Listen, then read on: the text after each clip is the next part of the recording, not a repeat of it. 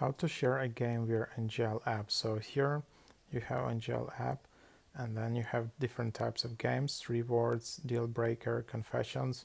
So just tap on the game you want to share, copy link, and then just go to the sharing process as you would share it, and then there you have it. So if you were sitting on the on that game image, you will have it displayed here, and then you just add like a link, and then you can just paste it here.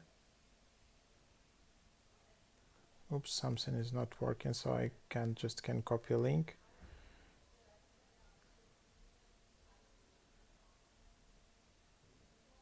And there you have it. Then I can just share it to my story.